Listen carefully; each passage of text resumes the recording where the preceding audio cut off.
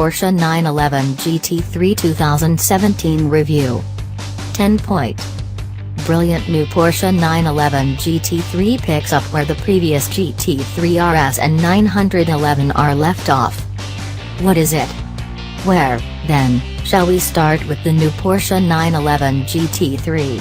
At the front? At the back? Because I know it doesn't look much different, but, obviously, this being a new GT3, of course it is. They'll call it the 991.2 GT3, those who want to flummox you with names and numbers and codes, like it's some kind of secret club.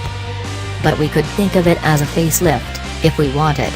The 991 generation of the 911 had a GT3 at the start of things, then it got a GT3 RS, and then that limited run 911R from last year. Well, now some of those lessons have gone into making a new GT3. Doesn't look so different on the outside, does it? But okay, let's start at the front, where there's a new bumper, around a kilogram lighter than the one that went before it, partly because it's a lighter material, so not only because it has more holes to let more air to the radiators, to cool the engine. I'll come to that. Moving back, slowly, there are subtle front suspension changes, just stiffening to improve steering response and high-speed stability. But the wheels, and the brakes inside them, are the same. You can have steel rotors or optionally, and as fitted to our test car, carbon ceramic discs.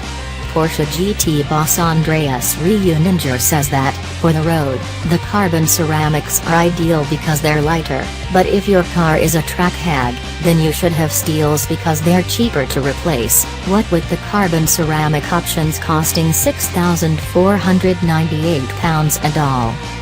Inside, things are broadly similar, although Porsche's latest infotainment beckons and there is less soundproofing, because there have been a few kilograms added to the body, some extra plates to increase crash stiffness, and Porsche would like to maintain the same 1,430 kilograms weight as the last 911 GT3. The steering wheel is round and bereft of buttons, wonderfully, although I might live without the 168 pounds red strip at noon o'clock. Maybe. The seats in this example are full buckets, at 3,324 pounds. I might have those. GTEs hold their values so well that you should just spec it how you like it. Further back still, the rear suspension is mildly tweaked again, it's very RS-ish, Reuninger has said. There are helper springs at the back, which allow the main springs to be lighter, and dampers are retuned all round and said to make the GT3 both ride better on the road yet be more taut on a circuit than before when you plonk them into firm mode. There's still active rear steer. At the very back is a new rear bumper, made from the same weight-saving material as the front one, while the rear spoiler is the same as before but mounted 20 mm further back and 10 mm higher. Combined with some new underbody aerodynamic tweaks, it improves downforce by 20% while affecting drag not at all. And under all this is, of course, the engine. It's a 4.0-liter rather than a 3.8, and it now makes 493 bhp, around 500 horsepower, but don't think it's just the 4.0 GT3 RS or 911R engine bolted into a GT3.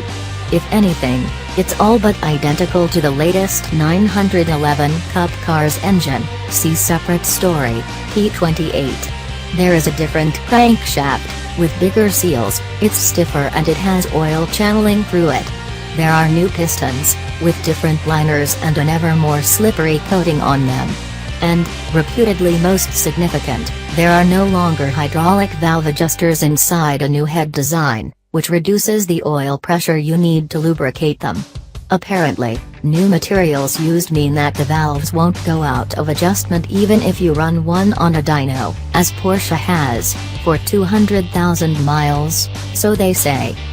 The upshot of all of that is that this engine spins more freely, to a rev limit of 9,000 revolutions per minute, higher even than the GT3 RS and R could. Which sounds rather promising.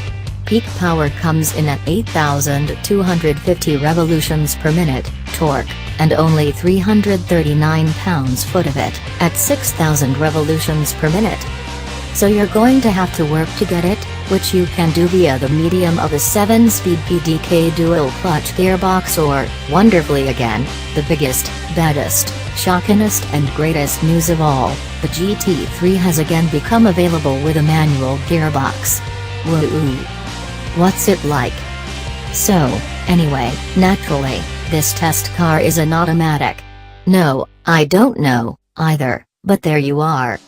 Still, beyond a 10 kilograms difference between the two, the manual car is lighter. The other difference is that the PDK requires a hydraulic pump, which also drives an electronically controlled limited-slip differential. The manual gearbox does without the pump and therefore gets a conventional mechanical limited-slip differential. Given its near-instant shift times and the advantages of wheel slip being electronically monitored, a PDK-equipped car will be faster on a circuit and a manual one will be arguably more fun, a bit more liberal, loose and content to let things slide. Let's see. If you were planning no track work at all, the chances are you wouldn't go for a GT3 variant of a 911, but the ride, it's true, isn't half bad. It has been a long time since I drove a first-gen GT3, months since I drove a 911R, even, and my ass cannot retain memories of ride quality for that long.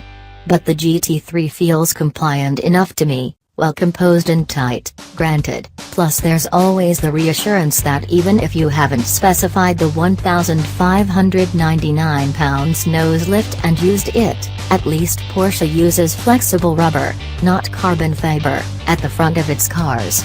The steering is firm and accurate and self-centers nicely. The engine's smooth.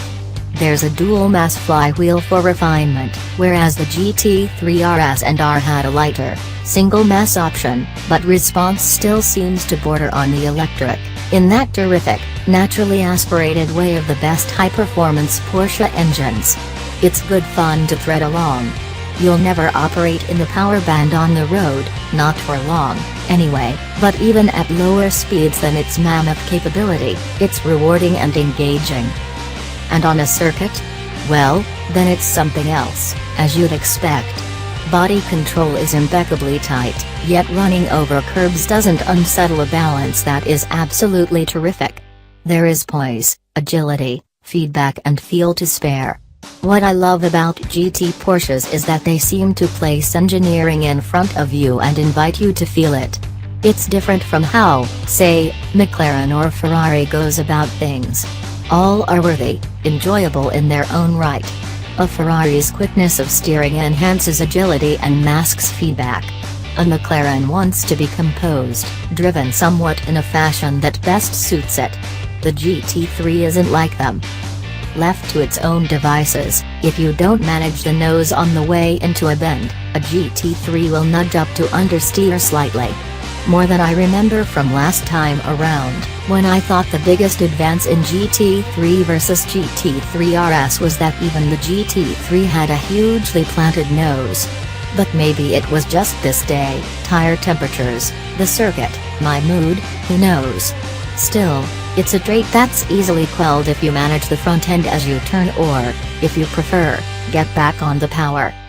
If you're in the GT3's power band, above 6,000 revolutions per minute is best. This car will do tremendous things, keep its line, straighten its line, or smoke up its rear tires. Because of where the engine is, you can use the weight on turn-in to unsettle it. But perhaps because of the rear steer, the wheels might not have the same toe angle they did a second ago. It is not as benign, obviously, as a passive, front-engine car. Nor should it be. The great thing about the GT3 is that it can be any of these things, the sharpest, most focused thing you'll see at a circuit all day, or a mild hooligan for the sake of it, entirely as your mood fits. And all the while, it will tell you what it is doing, and what its wheels are up to, how much grip and traction you are using or abusing, like no other car with power steering. Should I buy one? Yes, you should. I dearly wanted to tell you what it is like with a manual gearbox, but Porsche is apparently starting with deliveries of PDKs, for reasons best known to itself. But it is to Porsche's credit, I suppose, that in 0.2 phase of progress, there is so much to share, so much to learn, and so much to tell you. Regardless of the transmission, this is some car. And if somebody told me they wanted to order the best driver's car on sale today, I'd recommend this in a heartbeat.